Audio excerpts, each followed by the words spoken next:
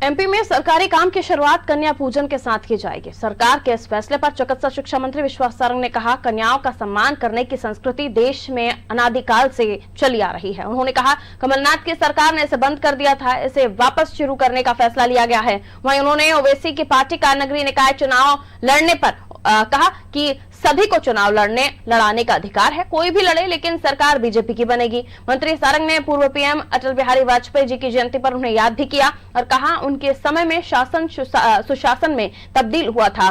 वाजपेयी जी का चरित्र हम सब आत्मसात करें। वहीं किसानों को प्रधानमंत्री द्वारा संबोधित करने पर कहा कि पहली बार किसी देश के प्रधानमंत्री ने यह चिंता की है कि किसान को अपनी फसल कहां बेचनी है, ये उसका अधिकार होना चाहिए। वहीं मंत्री सारंग ने नगरीय निकाय चुनाव को लेकर कांग्रेस को भी आड़े हाथों लिया है। इस देश की आदि अनादिकाल की संस्कृति है कन्या का सम्मान करना, महिला का सम्मान करना। हमारे धर्म में कन्या देवी स्वरूप होती है और इसीलिए हमारी सरकार ने फैसला लिया है कि किसी भी शासकीय कार्य में, किसी भी शासकीय कार्यक्रम में उसकी शुरुआत में कन्या का पूजन होगा, उनके पैर पखराएंगे और उसके बाद उस कार्यक्रम की शुरुआत होगी। कोई भी लड़े, कहीं से आकर कहीं भी लड़े, ये सुनिश्चित है कि भारतीय जनता पार्टी नगर में भी सरकार बनाएगी। और जिनका नाम आप ले रहे हैं, आपने देखा होगा हैदराबाद में हमने घर में घुसकर क्या हश्र किया है उन लोगों का।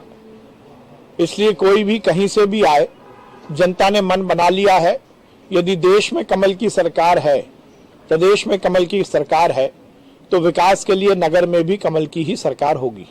अटल बिहारी वाजपेयी जी इस देश की राजनीति का वो नाम है जिन्होंने इस देश की राजनीति को नई दिशा दी। आज वो हमारे बीच में नहीं है। आज हम उनकी जयंती मना रहे हैं इस संकल्प के साथ कि पंडित अटल बिहारी वाजपेयी जी का व्यक्तित्व हम सब आत्मसात करें, उनके बताए मार्ग पर चले और उनके सपने को साकार करें कि ये देश एक बार पुनः विश्व के सर्वोच्च स्थान तक पहुंचे। नरेंद्र मोदी जी ने किसान के खेत की, उसकी खेती की और उसके खलियान की चिंता की है। नरेंद्र मोदी जी की सरकार, भारतीय जनता पार्टी की सरकार का मुख्य उद्देश्य है किसान की खेती को फायदे का धंधा बनाना और उसकी आमदनी को दुगना करना। और इसीलिए वो कानून जो कि किसानों पर, कांग्रेस के समय के कानून जो किसानों के अहित में थे, उनमें तब्दीली लाकर नरेंद्र मोदी जी ने किसान के हित की बात की है।